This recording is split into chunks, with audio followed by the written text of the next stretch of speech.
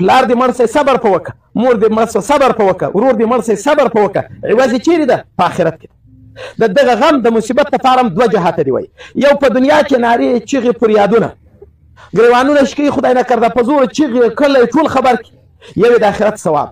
که دا ګریوانونه یې وشکول ویښتان یې وکښل او چیغې نارې یې جوړې کړه د آخرت ثواب یې له لاسه لاړه.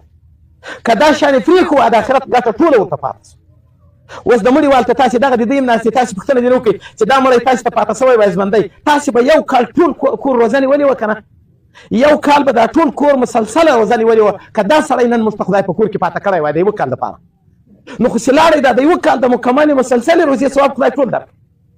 چې تاسې ټول کور روزې نیوې یو کال روزې نیوې، خو چې دغه سړی تاسې ته پاته وای چې لاړئ، خو معلومه ده چې د دغه عوض ثواب خدای په آخرت کې درکوي.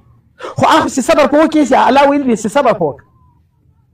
او صبر چې د عند صدمة الاولى چې اول وار مصیبت ورسېږي سړی به صبر کوي، وروسته خو چې ځان ستړی کړي اخر خو بیا اسم غم زور چې صبر وسي. د جنت مقامات لوړ مقامات هغه په صبر پیدا کېږي. څلورم هغه صبر په عبادت ده چې په عبادت باندې سړی صبر وکړي. وروڼه تاسې فکر وکوئ دا اوس هلته نیت وتړئ د مازدیګر د لمانځه موجوده له موږ سره سوچ نشته، خو کله دې په لمانځه نیت وتړئ بیا به د دوکان سوچ ځان ته وي، د ډاکټر به ځان ته وي، د هسپتال به ځان ته وي، د کور به ځان ته وي، د خوب به ځان ته وي، د کور د اعاشې د سامان د راوړلو به ځان ته وي. د شیطان لعین سړي ته ولاړ وي هغه عبادت ته یې نه پرېږدي. په عبادت چې ودرېدې د دنیا له ټولو سوچو به ځان خلاصوي. صبر به کوې په قرار به لمونځ کوې.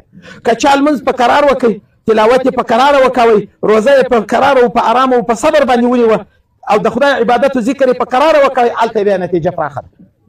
عبادت یو کمیت ته یو کیفیت ته دا علما په پوهېږي. یعنې د یوې مقدار داسې ډېر منځونه وکړي، یو دا داسې لږ منځ وکړي خو په ښه کیفیت یې وکړي، ټول ثواب یې وایي په کیفیت کې ده، په کمیت کې یې نشته. 10 رکعته لمونځ وکړه خو بې ترتیبه ثواب نشته، 2 رکعته وکړه په ښه ترتیب یې وکړه ثواب یې تر 10 هم ډېر. طواف ته په کعبه مبارکه یې کوې چې ډېر طوافونه وکړي دغه دومره ثواب نه ده، لکه یو طواف چې وکړي په پاس چتو کې وکړه په قراره یې وکړه. عمرې چې 10 عمرې وکړي دومره ثواب یې نه ده، 1 عمره وکړه خو په صحیح طریقه یې وکړه. له نامحرمو ښځو ځان وساته، چاته تکلیف مه رسوه، په قراره یې کوه، په هر ځای خپله دعا وایه. د دا یوې عمرې پر 10 عمرو ثواب ډېر. د ټولو عباداتو ثواب وایي په کیفیاتو کې ده، په کمیاتو په مقدارو کې نه ده. دا شیطان لعین موږ دغه مقام ته نه ورپرېږدي چې صبر د عبادت. نو اول هغه پیغمبر ته چې الله حکم وکوي هغه دا و چې صبر به کوې، له ټولو شیانو به صبر کوې. دوم چې دا ورته وویل چې هغه د سرو زرو لګن و، هغه رالوت سوی بیرته ده پټ کړئ، دا چې شی و هغه نبي چې خوب لیدلی و.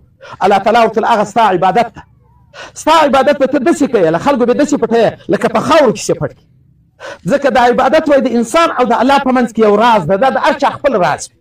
بیا ادبي ډېره ماف سړی د خپل اهل و کور والا سره چې د ده کوم راز وي دا ښکاره کول د سړي د انسان طبیعت مني نه مني، دا پټ راز ده. دغه عبادت داسې یو پټ راز ده ستا او د الله په منځ کې. دا معشوق و معشوق دی، عابد و معبود دی، مخلوق و الله ده.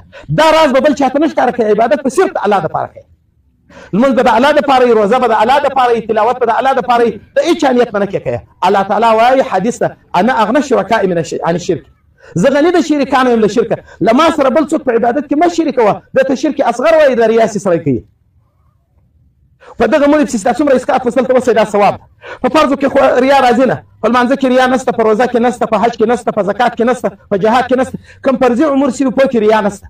ریا په نفلي امورو کې راځي. فرضي امور چې دي دا لار خلاصوي د خدای طرف ته، په نفلي شیانو بیا سړی الله ته ورنږدې کېږي.